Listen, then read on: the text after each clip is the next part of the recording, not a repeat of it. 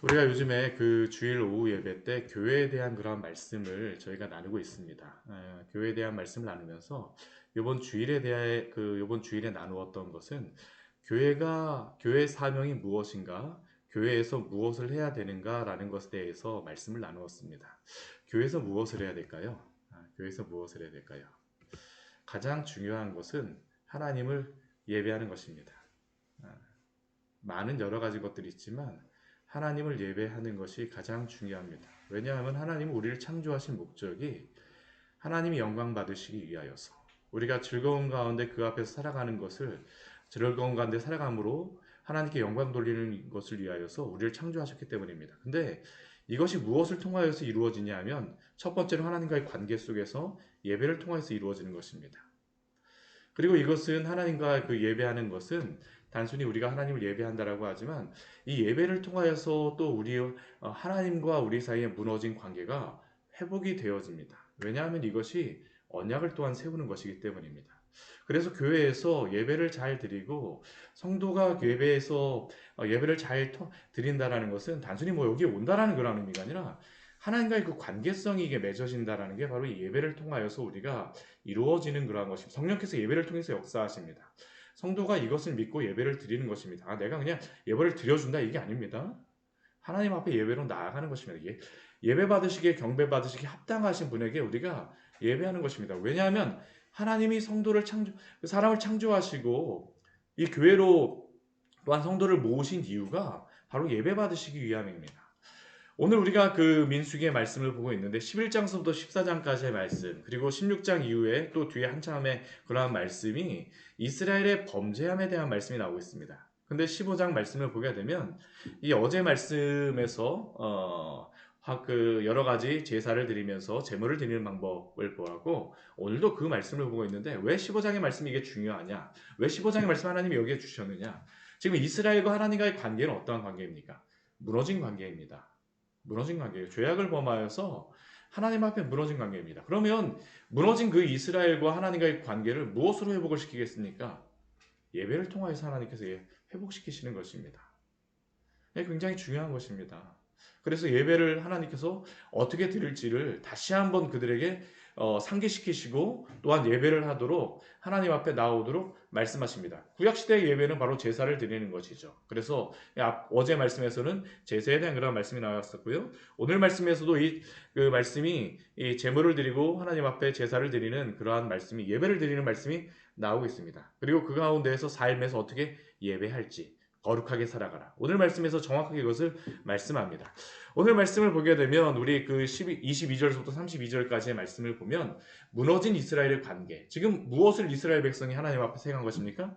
죄를 범한 것입니다. 그럼 이 죄를 범하였을 때 어떻게 이것을 회복해야 됩니까? 예배 가운데에서 속죄 그러한 예배를 드릴 것을 요구하세요. 오늘 22절부터 우리 31절까지의 말씀을 보면 바로 그것이 나와 있습니다. 너희가 그릇 범죄하여 하나님 앞에 범죄하여서 이스라엘과 관계가 끝나게 되어지거든. 이스라엘 백성들은 자신들이 하나님 앞에 범죄하였다라고 해서 그들이 스스로 해결하기 위해서 했던 것이 무엇이었었냐면 정탐하러 가라 말씀하셨는데 우리가 지키지 못했으니까 하나님께서 정탐하라고 하셨으니까 그냥 자신들이 그것을 뭐 범죄하여서 하나님이 징계하시겠다고 말씀하셨는데 우리가 이것을 우리 스스로 해결할게요 하면서 해결했던 방법이 그 가나안 땅에 스스로 그냥 올라가는 것입니다. 하나님이 명령하신 것도 아니고 범죄하여서 그들은 징계하시겠다고 말씀하셨는데도 불구하고 우리가 우리의 방법으로 그냥 가나안 땅에 가서 정복하겠습니다. 하나님 그거 원하셨을까요? 아닙니다. 그들에게 원하시는 것은 속죄제를 드리고 하나님 앞에 예배로 나오라는 회개하고 나오라는 것입니다. 예배로 나오라는 것이죠. 그 너희가 그를 범죄하였거든. 여호와께서 모세에게 말씀하신 명령을 그 이 모든 명령을 지키지 못하였거든. 무엇을 하십니까? 회중이 부지 중에 범죄한 그러한 경우에 먼저 첫 번째는 말씀하신 것은 회중이 범죄한 경우에 회중이 부지 중에 범죄한 경우에 어떻게 해야 됩니까? 숫송아지 한 마리를 여호와 앞에 향기로운 화제로 드리고 그리고 또 이제 그 뒤에 말씀해 보게 되면 순념소 한 마리를 속죄제로 드릴 것이라. 이 숫송아지 한 마리를 여호와께 향기로운 화제로 드린다라고 하는 것은 향기로운 예물로 드렸다라고 하지만 이것만을 말씀하시는 게 아니라 그 뒤에 보게 되면 또 무엇을 말씀하십니까? 순념소 한 마리를 통하여서 죄를 속하는 속죄제를 드리라라고 말씀하십니다. 예배를 통하여서 하나님과의 관계를 회복할 것을 말씀하세요. 죄에 대한 회개가 반드시 있어야 된다는 겁니다. 무엇을 통하여서요? 하나님과의 예배를 통하여서죠. 다른 것이 아니라 하나님께 예배를 드리기를 원하십니다. 그리고 이렇게 하였을 때 제사장이 그 드린 그러한 속죄제의 제물을 가지고 온 회중을 위하여서 속죄하면 사함을 받을 것이다라고 하나님이 약속하여 주십니다. 그들이 범죄하는 그러한 때에 하나님 앞에 그들이 스스로 그 죄의 문제를 해결하겠다는 것이 아니라 하나님이 명령하신 그 방법으로 죄에 대한 속함을 받으라라고 말씀하시죠. 신약에서는 이 속죄에 대한 그러한 방법이 다 누구를 통하여서 죄가 우리가 속하게 되어집니까? 예수 그리스도를 통하여서 우리가 이 죄가 사함을 받는 줄 믿습니다. 우리가 예수 그리스도 안에서 예배하는 것입니다. 우리가 예배한다라고 했을 때 우리가 성찬을 하죠. 그렇죠. 성찬도 예배한 부분입니다.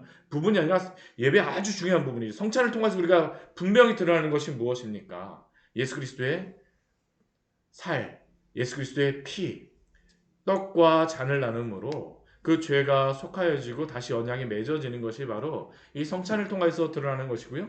우리가 예배 속에서도 바로 그것이 드러나는 것입니다. 말씀을 듣고 또한 찬양을 하며 경배를 하며 하나님 앞에 우리의 죄에 대해서 우리가 그 참회와 감사의 기도를 드리는 것들 다 이러한 예배를 통하여서 하나님 앞에 하나님과 우리와의 그 무너진 관계를 회복하고 또한 우리가 하나님께 예배를 통해서 하나님께 경배하고 그 예배하며 나아가는 것이 바로 예배를 통하여서 나타난 것입니다. 이스라엘 백성들에게 그것을 명령하세요. 우리 26절 말씀에 오게 되면 이스라엘 자손뿐만 아니라 온 회중뿐만 아니라 그들 중에 거류하는 타국인도 사함을 받을 것이다 라고 말씀하시죠. 부지 중에 죄를 범하였거든. 그러니까 예배를 잘 드려야 됩니다. 이게 교회에서 해야 되는 일입니다. 예배에서 우리가 하나님과의 관계를 회복하고 우리의 죄를 우리가 회개하며 주님 앞에 나아갑니다. 우리 27절 이후의 말씀에서도 앞에는 그 회중에 대한 그러한 죄, 부지 중에 범한 죄였었는데 우리 27절부터 우리 29절까지의 말씀에서는 만일 한 사람이 범하였을 때에도 무엇을 하느냐? 하나님 앞에 나오는 것입니다. 예배로 나아가는 것이죠. 만일 한 사람이 부지 중에 범죄하면 무엇을 하라고 명령하십니까? 1년 된 암염소로 속죄제를 드릴 것이요. 동일합니다. 속죄제를 드리고 하나님 앞에 나아가는 예배로서 하나님과의 관계를 회복하는 것입니다. 우리의 죄에 대해서 회개하고 우리가 주님 앞에 나아가야 돼요. 죄는 항상 어떻습니까? 떨어내야 됩니다. 오늘 말씀을 통하여서 분명히 보여주는 것이 무엇이냐 하면 하나님이 약속하신 그 땅에 들어가든지 아니면 지금 여기는 가나안 땅에 들어간 것이 아니라 지금 여기서부터 바로 진행되는 것입니다. 하나님의 임재가 있는 그러한 곳에서 이 죄의 문제를 해결하지 않고 나아간다. 하나님의 백성이 이 죄를 그냥 여전히 가지고 가겠다. 하나님 기뻐하지 않으십니다. 오늘 여기에 보게 되면 그냥 죄도 아니고 무슨 죄를 가지고 말씀하십니까? 부지 중에 죄를 범하였거든. 부지 중에 범죄하면 저는 제가 잘 몰라서 죄를 지었는데요. 우리가 죄라고 하는 것은 무엇입니까? 내가 모르든 안 모르든지 간에 죄는 우리가 누구한테 지은 것입니까? 하나님께 지었다라는 것을 우리가 인식하는 것이 중요합니다. 죄가 하나님과 우리 사이에 있으면 무엇이 발생할까요? 관계가 흐트러집니다. 죄의 담이 생기게 되어지죠.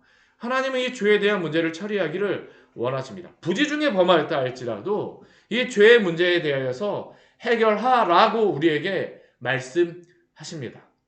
사랑하는 성도 여러분, 이 죄의 문제를 하나님 앞에 가지고 나오시기를 바랍니다. 회개하고 주 앞에 나아가십시오. 하나님이 죄에 대해서 그냥 쉽게 여기시지 않으세요. 우리는 예수님 앞에 그냥 죄를 회개하면 다 용서받지. 여전히 죄 가지고 살기를 원하실까요? 하나님 그걸 원하시지 않는다는 겁니다. 부지중예라고 이렇게 말씀하시는 것은 하나님이 얼마나 죄에 대해서 심각하게 여기시는가라는 것에 대해서 말씀하시는 것입니다. 내가 죄에 대해서 인식하였느냐 안 하였느냐 그게 중요한 게 아닙니다. 왜냐하면 죄는 하나님께 범한 것이기 때문입니다. 모든 죄는 하나님께 범하였습니다. 그리고 이렇게 말씀하시고 나서 우리 30절과 31절 말씀에 보게 되면 무슨 죄에 대해서 말씀하시냐면 고의적으로 범한 죄에 대해서 말씀하시죠. 고의적으로 죄를 범하였거든. 이러한 경우에는 하나님께서 굉장히 심각하게 말씀하십니다. 뭐라고 말씀하세요? 본토인이든지 타국인이든지, 우리가 여기에 보게 되면 본토인이든지 타국인이든지 다 말씀하십니다. 죄에 대해서 그 하나님의 백성이 되었다라고 하게 되면 이방인이든지 유대인이든지 다 이 죄의 문제에 대해서 해결하라고 요구하시는 것입니다. 고의적인, 앞에는 부지정의 죄 범한 죄라고 하면 우리 30절과 31절 말씀에서는 고의 중에 범한 죄입니다.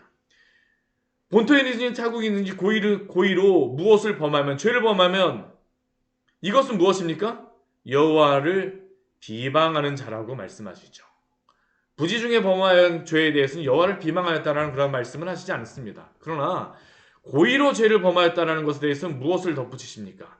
여호와를 비방한다라고 말씀하십니다. 우리 31절 말씀을 보게 되면 이러한 사람은 어떠한 사람입니까? 여호와의 말씀을 멸시하고 그의 명령을 파괴하였다라고 말씀하시죠. 우리가 바로 앞에 일어났던 그러한 죄악들을 말씀하시는 것입니다. 우리가 부지 중에 범한 죄는 좀 어떻게 보면 작은 그러한 죄라고 할 수 있지만 이 고의로 범한 죄는 무엇입니까? 하나님의 그러한 그 말씀에 대하여서 분명히 죄인 것을 알매도 불구하고 여전히 그 길을 회개하지 않고 끊임없이 달려가는 겁니다. 이 죄가 바로 고의로 범한 죄이죠. 우리 신약에서 보게 되면 예수님께서 무엇으로 말씀하십니까? 성령 모독죄. 우리 개역 한글에서는 성령 회방죄로다 말씀하시는 게 바로 이 고의 중에 범하는 그러한 죄입니다. 예수님께서도 이 성령 회방죄, 성령 모독죄에 대하여서는 용서함을 받지 못한다라고 말씀하세요. 왜 이렇게 말씀하실까요? 이 성령을 모독하였다라고 하는 죄는 우리를 하나님께서 우리를 구원하실 때, 우리의 모든 그 구원의 사역을 하실 때 하나님께서 우리를 택하시고 모든 구원의 것들을 계획하셨습니다. 이것을 성취하신 분이 누구이십니까? 예수님께서 성취하시는 것입니다. 십자가에 이 땅에 오셔서 모든 그 하나님의 말씀에 순종하시고 또한 고난을 받으시고 십자가에 죽으시고 부활하시고 승천하심으로 말미암아 우리가 하나님께로 갈 수 있는 그 모든 그 길을 다 성취하셨습니다. 그러면 성취하신 이 구원의 성취가 모든 사람이 다 구원받습니까? 아닙니다. 객관적으로 이 성취를 하셨다고 해갖고 이 구원이 다 모든 사람에게 다 주어지는 것이 아닙니다. 구원이 다 적용되는 것이 아니에요. 그러면 이 구원이 누구에게 적용되어집니까? 이 적용을 하시는 분이 누구실까요? 성령님이십니다. 객관적으로 예수님이 구원을 성취하셨다라고 해도 주관적으로 이 구원을 적용하시는 분은 성령님이십니다. 근데 이 성령께서 하시는 일, 성령께서 우리의 마음속에 오셔서 이 죄에 대해서 책망하십니다. 죄에 대해서 깨닫게 하세요. 그럼 성도가 어떻게 됩니까? 회개해야 됩니다. 하나님 앞에 내가 죄를 범하였음에 대해서 고백해야 되죠. 주 앞에 범죄하였습니다. 회개합니다 하고 주 앞에 무릎 꿇고 당연히 나아가야 됩니다. 근데 이것서부터 그것을 회개하지 않고 나는 여전히 내가 잘했습니다라고 고집하고 회개하지 않게 되면 어떻게 됩니까? 이게 바로 성령 모독죄입니다. 교회에서도 이 권증에 대하여서 권면하고 회개할 것을 촉구하였음에도 불구하고 여전히 회개하지 않고 나는 여전히 괜찮습니다 하고 숨어버리거나 변명으로 일관하게 되면 어떻게 됩니까? 어떻게 할 수가 없습니다. 그냥 주님께 맡겨드리는 수밖에 없어요. 이거는요. 이게 성령 모독죄죠. 그 사람이 회개하고 돌아오면 어떻습니까? 받아줘야 됩니다. 용서하는 것이. 주님께서 우리가 용서하는 게 아니라 하나님께서 용서하시는 것이죠. 주님께서 용서하시는 것이죠. 우리가 그것을 어떻게 할 수는 없는 우리가 하는 것이 아닙니다. 근데 여전히 성령이 일하심에도 불구하고 회개하지 않고 내가 죄를 범하였음에도 나는 괜찮아. 타협하고 변명하고 그러면 어떻게 할까요? 주님이 기뻐하지 않으십니다. 이게 바로 성령 모독죄입니다. 오늘 말씀을 보면 무엇입니까? 고의로 무엇을 범하면 이러한 것에 대해서는 어떻게 할 수가 없습니다. 그러니까 말씀하시는 게 무엇입니까? 그 백성 중에서 끊어질 것이다 라고 하나님께서 말씀하시죠. 그 예로서 그 뒤에 나오는 것이 있습니다. 그게 무엇입니까? 안식일에 어떤 사람이 나무하는 일이 발생하게 되어집니다. 분명히 이 말씀을 주신 게 출애굽기에서 이 안식일에 대한 말씀은 어디에서 주십니까? 분명하게. 우리 십계명에서 주시죠. 그렇죠. 십계명에서 말씀하시고 안식에 대해서 계속적으로 말씀하시는 거죠. 가나안 땅에 들어간다는 의미도 무엇입니까? 안식할 땅에 들어간다라는 그러한 의미입니다.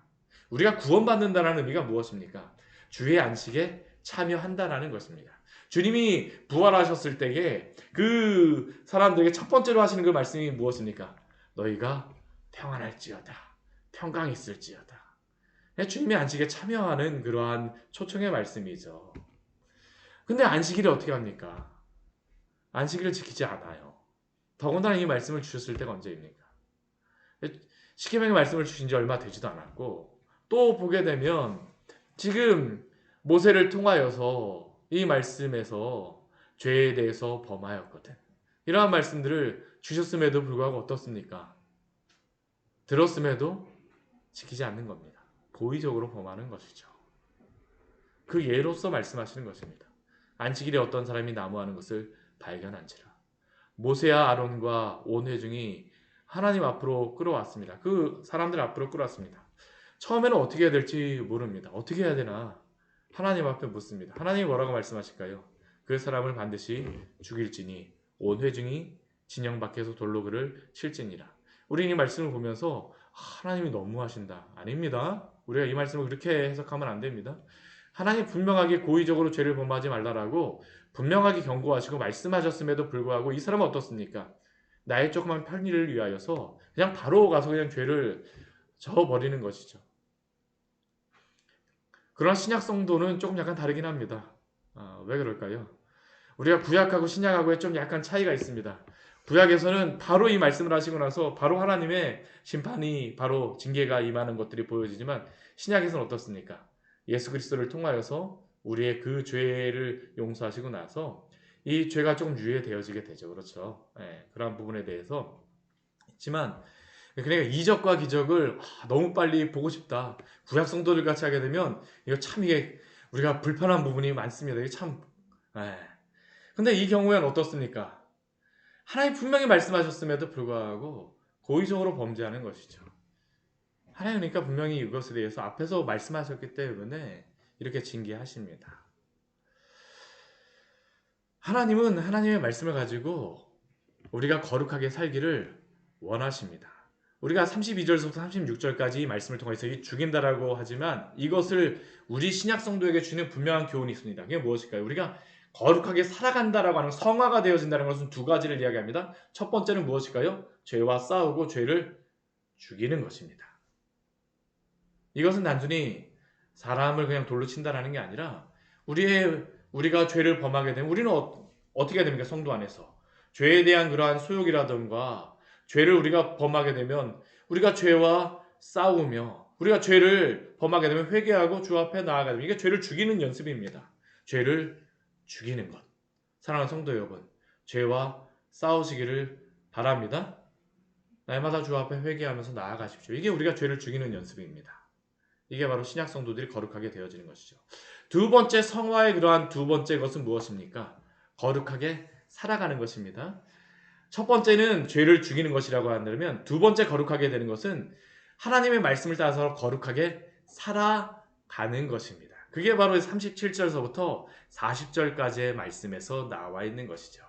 이러한 말씀을 하시고 나서 15장을 가장 마지막에 마무리하시는 것이 무엇이냐 하면 이 안식일을 범한 이 사람 바로 이 뒤에 너희가 여호와께서 명령하신 그 말씀을 대대로 지키는데 그것을 잊어버릴 수가 있습니다. 그러니까 어떻게 합니까? 기억하기 위해서 옷단 술에다가 이 매듭을 지으라고 말씀하세요.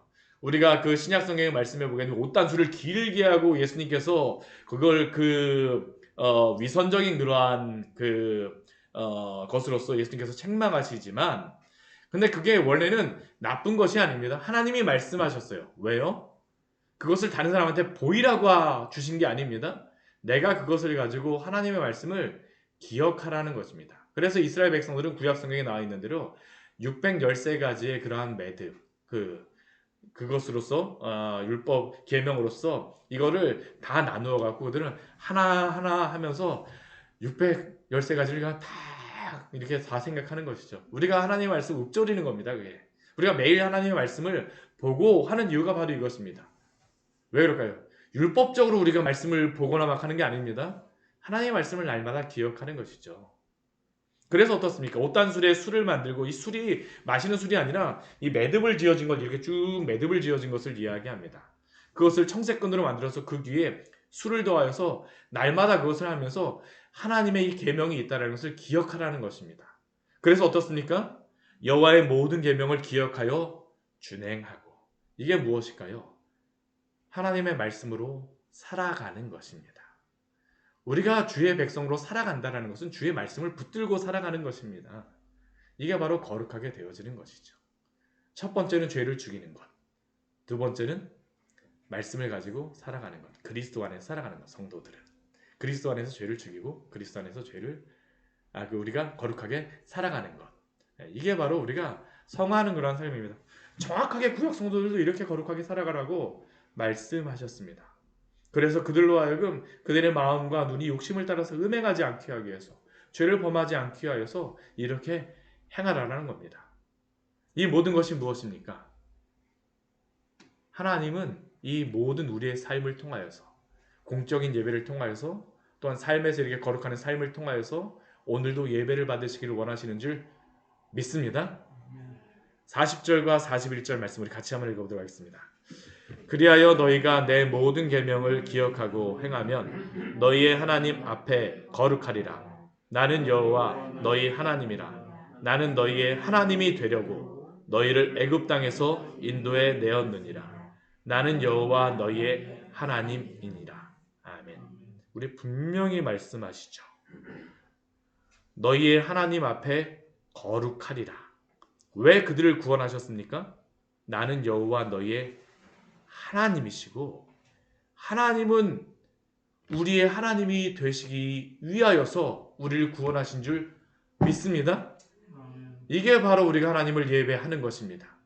공적으로 예배하고 삶에서 주님을 예배합니다. 성도의 삶은 그래서 24시간 내내 예배하며 살아가는 삶입니다. 공적으로 이렇게 예배할 때는 주님 앞에 나와서 속죄제의 예물을 드리고 이렇게 드리는 것처럼 하나님 앞에 공적으로 예배합니다. 삶에서는 어떻게 합니까? 죄를 죽이고 또한 말씀에 따라 살아감으로 말미암아 삶의 예배로서 오늘도 주님을 예배하며 살아가는 줄 믿습니다. 이게 바로 하나님을 예배하며 살아가는 것입니다. 이렇게 거룩하게 살아가십시오. 오늘도 이러한 성도와 함께 주님이 함께 하십니다. 같이 기도하도록 하겠습니다. 하나님 아버지 오늘 말씀을 통해서 우리에게